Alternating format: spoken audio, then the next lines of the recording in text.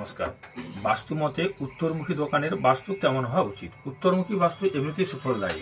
উত্তরমুখী যদি কোনো বাস্তু হয় তাহলে এটা হচ্ছে উত্তর দিক, তাহলে উত্তর দিকের সীমানা কিছুটা ছেড়ে করবেন, তাহলে কি হবে, দেওয়ালটাই সোজা থাকবে। এখানে যদি 3-4 ফুট ছাড়া থাকে সেটা ভালো।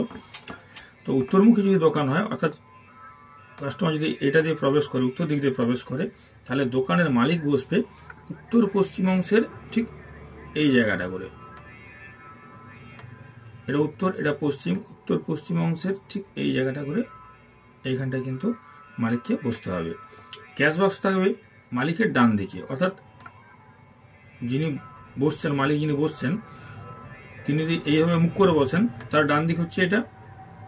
এইখানে ক্যাশ বক্স থাকবে, এখানে আলমারির উপর আলমারি রাখতে পারেন, বা আপনি টুলের উপরেও ক্যাশ বক্স রাখতে পারেন। আর ক্যাশ বক্সটা খুলবে কিন্তু এই সাইডে, উত্তর দিক করে মুখ করে খুলবে। আর ঠাকুরের ছবি রাখবেন, ঠাকুরের ছবি রাখবেন এই অংশটায়, উত্তরের এই দেওয়ালটায়, উত্তরের এই দেওয়ালটায় ঠাকুরের ছবি লাগাতে পারেন। এখানটায় ঠাকুরের ছবি থাকবে। আর উত্তর পূর্ব দিকে ঠিক এই জায়গাটায় আপনি সিঁড়ি করতে পারেন কাস্টমারের ওঠার জন্য। উত্তর পূর্ব ঠিক এই জায়গাটা করে কাস্টমার ওঠার জন্য সিঁড়ি করতে পারেন। ক্যাশ বক্স এখানে টুলের উপর রাখবেন।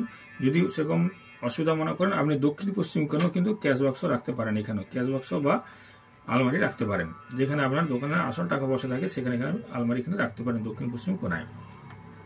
মালিক বসবে উত্তর পশ্চিমের কোণের এই জায়গাটা করে।